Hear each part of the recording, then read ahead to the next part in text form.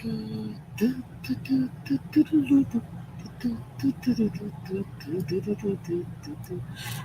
kia ora. Helen Brahms here, coming to you live from Sun City in Arizona. Hope you're all having a super fantastic, sparkling Tuesday. It has been an awesome day here. Don't know what have you guys been up to today? Let us know in the comments below. That would be awesome. And today we're going to be talking about the importance of genealogy. But first, we have a public service announcement. If you are in business and you like to network, please come and join us as my guest at Networking Riches Live online August 10th and 11th, which is a week from tomorrow and Thursday. And you just go to havetonetwork.com and fill out the registration form there, and you get to come free as my guest. And networking, you never know who you are going to meet networking. Trust me on this. If you saw our show a couple of days ago, you met Casey. We were at 3 different events over 4 days. We met at 3 different events that were held over 4 days. All of them were each a completely different. The first event was a LinkedIn class, an advanced LinkedIn class. The second event was a networking event. The third event was a different networking event. What do you think I learned about networking? I knew a lot in theory, but Casey gave me the opportunity to practice what I had learned in theory. And this is what he brings Networking Riches. He takes it to another level when it comes to networking. And it's just incredible.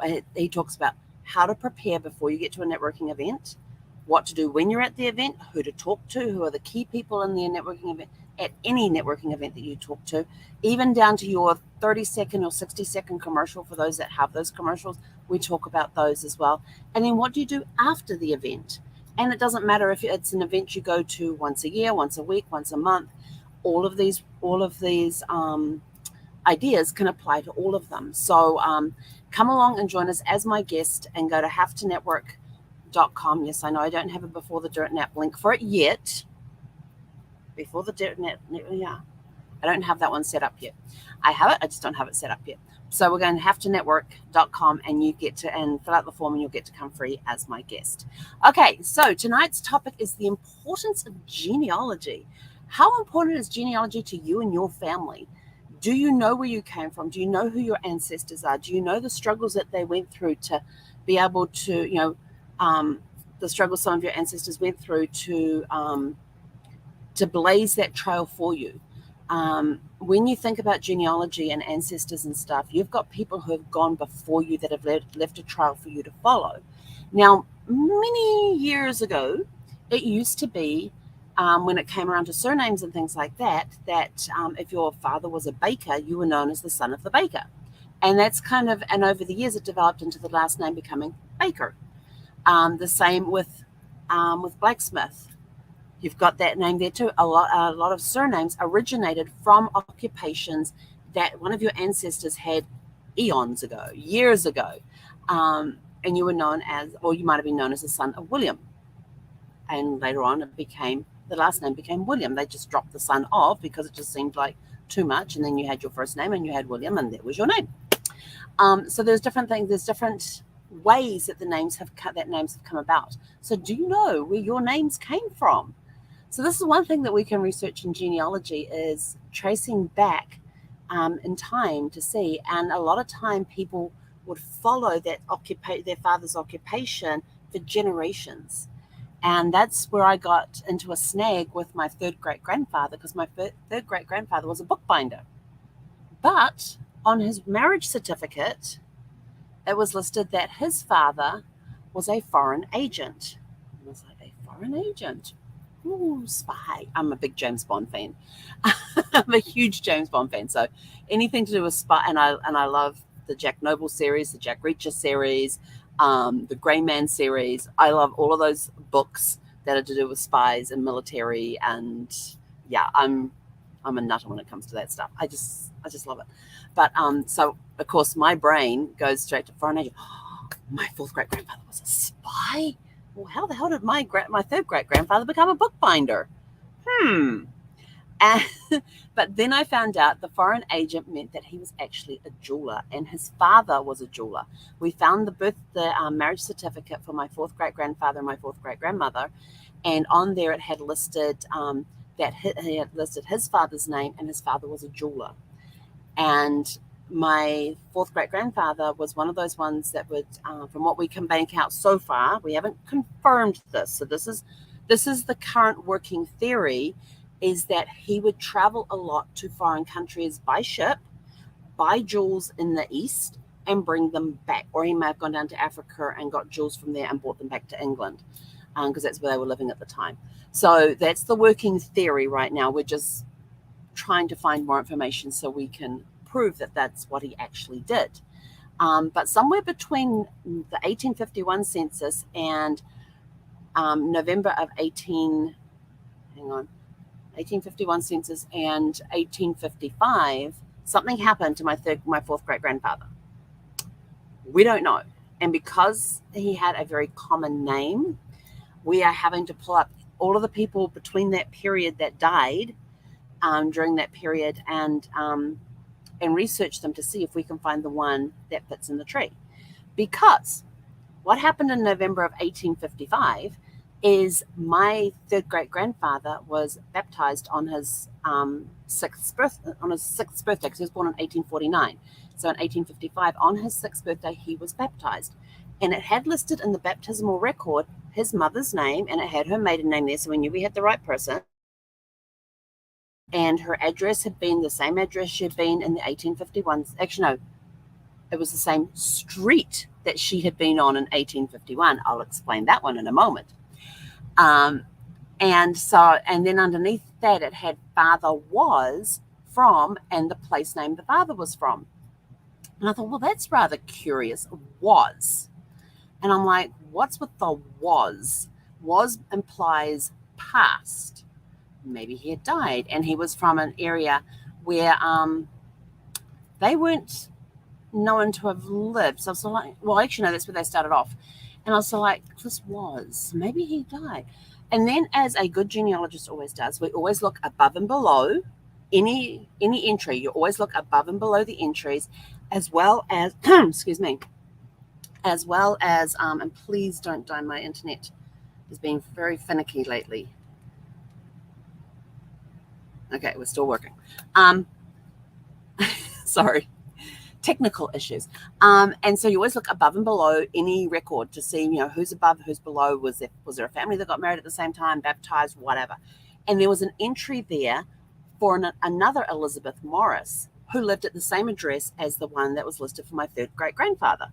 And I was sort of like, okay, but there's a different father listed for this kid, and this kid was only like a couple of years old, and we're like, and getting baptized. But the street addresses were the same. Her name was the same. What happened? And so we're slowly unraveling that after 1851, where it said that she was married to a jeweler, he was not in the household at the time. It said she was still married. So that's why we think he may have been off overseas or something. Something happened. And I was like, well, where did this guy come from? It's the same street that she lived on. So we went back to the 1851 census and started nosying around the other entries on the page that she was on. And her next door neighbor was this bookbinder who lived next door to her. That is the one that she ended up married to and having another child and had a child with. And that became my third great grandfather's stepfather, was the bookbinder next door. And that's how my third great grandfather became a bookbinder. So sometime between, from when he was 2 through to, I'm trying to remember I found their marriage certificate for the next door neighbor. I think it was like 2 years later. So sometime between 1851 and 1853-ish, she ended up getting married to the bookbinder next door from the 1851 census. So it is amazing what you can find when you go looking and seeing where things come from. I'm like, bookbinder. I thought that was one of my favorite jobs when I worked in the school libraries. Because at school in New Zealand, you could be in my middle school and my high school, I was a school librarian, and students could work in the libraries during their lunch breaks, and things, checking out books, helping cover the books, helping categorize the books, making up the little, this is going to go back, making up the catalog cards that we used to have that went into those little catalog card drawers, and putting the little stickers on the back and everything else so you could find them. I got to learn the Dewey Decimal System very well back then. So by the time I got into the Royal New Zealand Air Force as a publication specialist, I knew the Dewey Decimal System inside out. And one of my jobs in the Air Force was working in the Recreation Library, which is like your public library.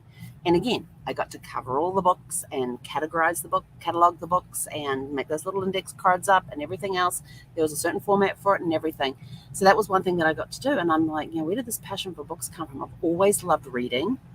I've always loved books, and I especially loved putting doing the clear plastic covers to go on the jackets of the hardback books. So when you get a hardback book and there's that paper jacket on it, we used to cover those with plastic and then put them into the book. And there was a way that we would tape the covers onto the book so you wouldn't lose the dust jacket off the book. So that was one of the jobs I used to have, and I used to love doing that. And I'm like, and so it makes you curious, where does this sort of stuff come from? It's got to come from somewhere down the train. It's like, why did I go into the Air Force? My dad was a first responder. My mother was a nurse. My paternal grandparents both served in World War II. Their brothers also served in World War II as well.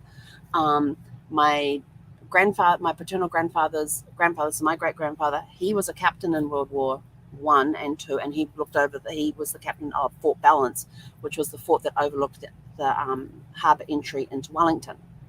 And then he had siblings who were in World War I as well. So there is a long history of service in my family. So that's where my love for the military's come from, is from that. I've always been fascinated with the stories. I've always loved talking to the people. I love going to air shows. If you've got air shows there that have military, the Warbirds military airplanes like Spitfires and Mustangs and Corsairs and Phantoms and Zeros and Messerschmitts, I'm there. I love those shows. And this is where my love for the military has gone. If I go back in my genealogy, I can see where things have come from. And yes, there are traits that are passed down through your DNA. It's actually really fascinating when you get into it and start looking at things. But why is genealogy important? It helps you establish who you are and where you've come from. It gives you a look into your history. I'm able to connect with certain points in history because I had family that was involved with those points, like, this military, the thing about the military, having grandparents and great-grandparents that fought, that saw, that served during the wars and everything else. I have a passion for those. We went, when I was in New Zealand for Christmas in 2018, we went to to Te Papa, which is the National Museum there in Wellington, and they had this most incredible display about Gallipoli. And Gallipoli, for those that don't know, took place on the 25th of April in, now I've got to remember my years, 1915. Hang on, it's either 14 or 15. Ooh. But it was the 25th of April when the Australian New Zealand Army Corps, known as Anzacs, invaded Gallipoli. And it was one of the bloodiest battles ever. They didn't win. They actually snuck out of there. But this whole display and the way they had done it was just impactful, and you got to feel it. You got to experience it. It was a very emotional walk through. And even though I had no ancestors or relatives that I know of that were at Gallipoli, I still felt the impact of the people that had been there, the lives that had been lost, the conditions that they had to live in. And it was just, I still remember it to this day, walking in there. And the hardest one, the one that really choked me up was they had these huge statues, these lifelike statues that were massive. They were probably about 2 to 3. I think they said they were like 3 times the size of a human being. But they were, and they had them down to, you could see the hairs on the soldiers' arms. You could see if you look at your skin closer and you see the cells sitting there, you could see those patterns on these people's hands and their arms. You could see the emotions on their faces. And the one that got me the most was the nurse. You come in and you can hear voices, and it's the nurse telling her story. And she was on one of the Red Cross ships that went from New Zealand across to Gallipoli to help, as it was a hospital ship. And she'd been writing these letters to her brother who was based in Gallipoli. And it took several months to get there, but once they got there, she's asking all the soldiers that come on board if they had seen her brother. Had they seen her brother? Had they seen their brother? And when we go in, she's sitting on this crate, and you come in and you see the back of her. And as you walk around, you can see tears on her face, and she's holding the stack of letters in her hands, and it had what was it written on? And I'm just trying to remember what was written on there. Um, Something about killed in action was written, and the letters were bundled together, and it had killed in action on there. And she had received these letters that she had sent to her brother once the ship got there. After she'd been asking, somebody finally realized that she was on the ship and brought her these letters to say, here, return to sender, killed in action. And she's sitting there with these letters that she had written to her brother, and tears coming down her face and stuff. And hearing the voice of the nurse telling the story was heart-wrenching. It was heart-wrenching. She was looking forward to seeing her brother again. And meanwhile, her parents back in New Zealand had already been notified that he'd been killed in action, and they had no way to tell her because she's on a ship in the middle of the ocean somewhere on her way to Gallipoli. So it was just a very impactful thing. And I'm like thinking of all of these people that have passed and about their families back home and stuff. And so when I'm researching the military, I love researching military records. I have to tell you, there's some really cool stories in the military records. But one of the names that were mentioned on the board there, I recognized, and they actually had this display about this particular person. And I looked at the name and I turned to my dad and I go, I know where he's buried. And my dad looked at me and goes, what do you mean you know where he's buried? I says, you know where he's buried too. And he looks at me rather strange. And I said, you remember when we were living in Waitara and on the marae there, and there's that great big tall column with the guy standing on top? He goes, yeah. I said, that's him. I said, he's buried underneath that column with the statue on top. He's like, really? I says, yeah. I said, that's where he's from. That was his tribe. That's where he came from. And I hadn't even read any of the description or anything else. I had just read the name, and I knew who Sir Peter Buck was because that was part of the history that we had learned in high school. And we had done several trips to the marae and had several sleepovers there and that sort of thing during my teenage years with different activities and things over there, and all the hungies. Oh, such good food. Still taste it on my mouth. And we got to hear a lot about Sir Peter Buck. And my dad's like, really? I says, yeah. I said, next time you happen to be driving up around that area, I says, go check it out. He's like, okay. But then it had this whole story about him and how he came from Taranaki, and it was all written there, all the stuff that I had known from high school. So it's leaving these legacies behind, leaving these stories behind, so that those of us that come behind get to hear these stories and get a sense of who we are and where we've come from. Now, I know some people out there are sort of like, I really don't care where I came from. I don't care for the family. I understand. But there are people out there who are wanting to know, who am I? And this is when genealogy research comes in and is so important. Some people want to claim that they're of some nationality and all of that. And so they go into their tree to find out. And you hear about these, the commercials on TV or whatnot for Ancestry and the DNA, thinking that you're one ethnicity, and the DNA results come back with a different ethnicity. So now you've got to change everything.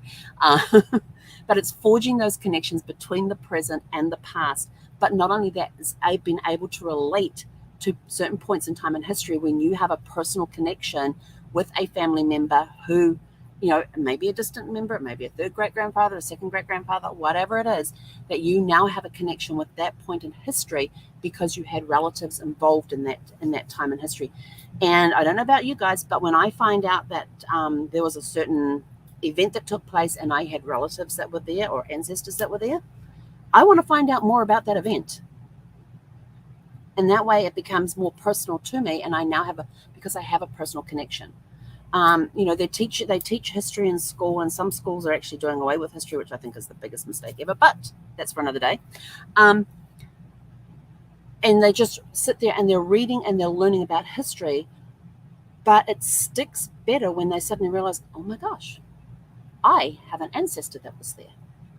Now they start remembering these historical events a little more because they had an ancestor. It could have been, their ancestor could have been somebody like, historical. Think of some of the historical figures that they could have had a connection, either a direct connection to that ancestor, to that historical figure, or it could have been like, it might have been a cousin in their family, or it could have been, a great grandfather.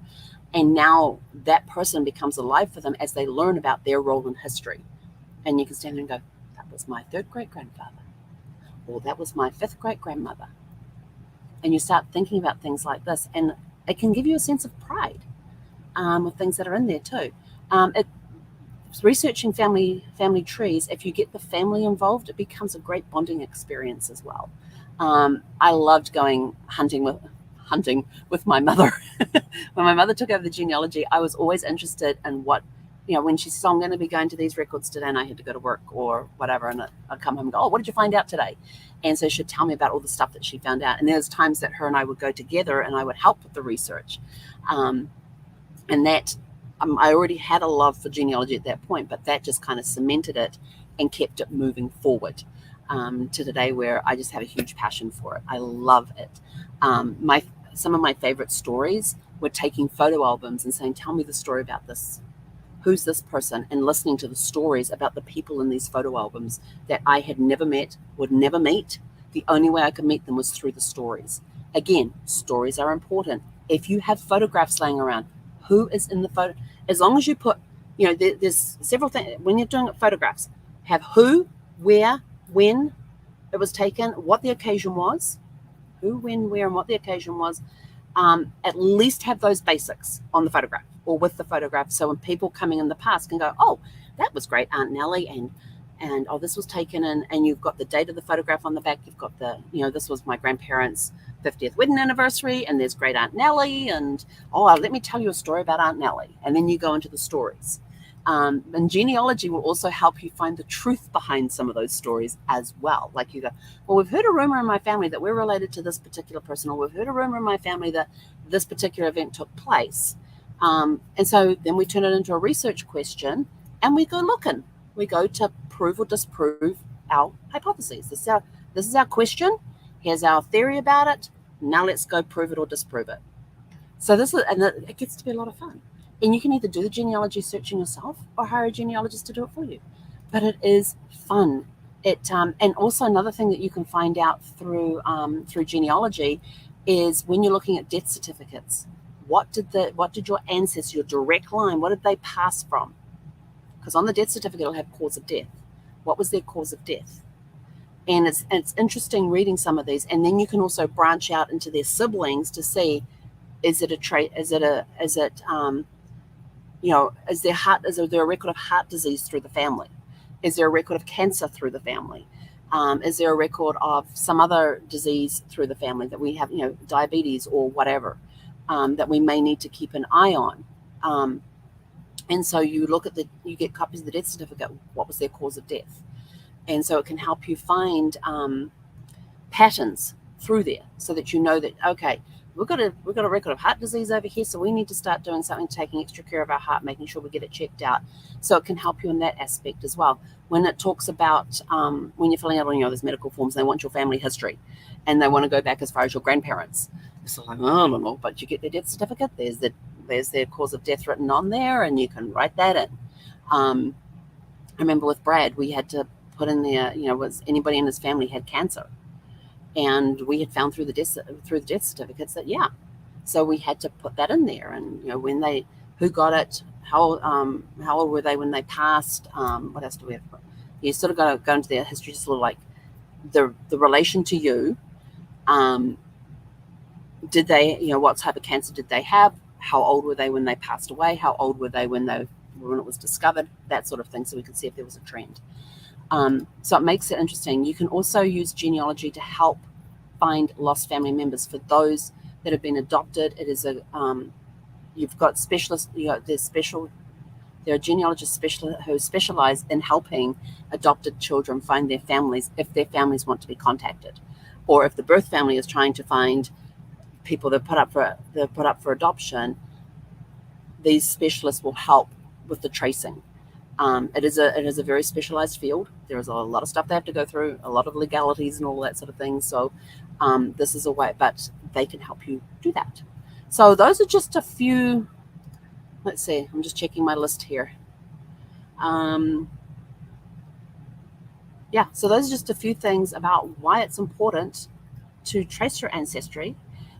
because sometimes you can find out where certain things come from. And I love watching shows like Who Do You Think You Are, where they take the celebrities on a journey to discover their ancestry. And some of the stories that come out of there are just incredible.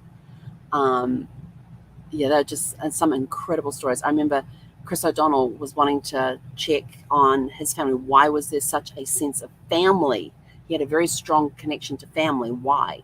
And when it came through, there was father and grandfather and great-grandfather and great-great-grandfather and all of this back through generations where they had left a military posting or whatever it was that they were in, or to go home because the family needed them, and being able to help out. He even had one third great-grandfather, I think it was. No, it'd been longer than that. He had one of his great-grandfathers who was actually at Fort McHenry in Baltimore when the British attacked in 1812. And I remember the episode. They're standing there at Fort McHenry with the flagpole and all that, and the park rangers were telling him about how the command had come down that that flag was not to fall. And he said there were literally bodies piled up against that flagpole to hold it. Men died holding that flagpole up to keep it upright. And Francis K. Scott was on a British ship out in the harbour, and that's where the whole Star Spangled Banner song came from, when he looked out the window and that flag was still flying the next morning. And there was a pile of dead bodies. I don't know if they were all dead, but there was a pile of bodies there at the base of the flagpole holding that flagpole up. They were not going to give up the fort at all. They were not going to let the British come in. So it's, you find out interesting stories like that. You find out about, the Salem witch trials. That was kind of interesting because I didn't really know a lot about the Salem witch trials. I was just like, okay. And I heard about it. And I remember when Brad and I were at Williamsburg one time in Virginia, and they do these reenactments in the evenings and things. And so we'd gone down and we'd gone to this one for this trial. And this was a trial for a woman who was, it was a trial to prove that she was a witch. And so we're sitting there, and we actually happened to get there really. We figured out from a previous court case we had heard, which was completely, I tell you, there was a complete night and day difference between these two trials. The second one we went to, the witch trial, was very somber, very serious. The other one was full of all these little one-liners. It was a lot of hilarity, a lot of laughter. It was a really good night. But we figured out that wherever you get in line, they just bring you in, and if you're first in line, you get to go and sit up. There's like the judge's seat, and then he's got it's a horseshoe-shaped bench, and you get to sit on that horseshoe if you're the first 12. And then the next lot get to sit over here on these benches, which is for the jury, and then everybody else gets filed in to different areas and things. And so it was interesting. We got to sit up there, and I'm like sitting next to the judge. Oh, that's how far up we were like the first in line. And so I got to sit next to the judge, and then there was and then Brad was next to me, and his son Josh was next to him, because we had Josh with us.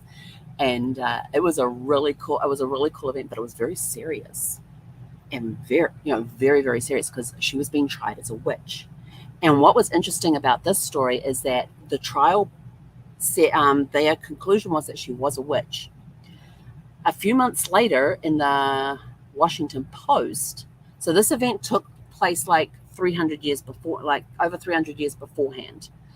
And then a few months later, we're reading in the Washington Post, and the Virginia governor had pardoned this woman that we had seen this trial about, had pardoned her from being a witch, and found out that she was not guilty after all, and overturned her thing. And I thought, okay, that's like over 300 and something years late. But it was kind of interesting, because we have been at the trial and seen some of the things that had taken place, and some of the thinking of the time period. And then to see in the newspaper, just a few months later, that she had actually been pardoned. And she was convicted, but she was able to live out her life. She wasn't like burned at the stake or anything like that. She did live to be 80 something years old before she passed away. And then over 300 years later, she gets pardoned. So again, another interesting story. Who knows? That person could be in your family tree.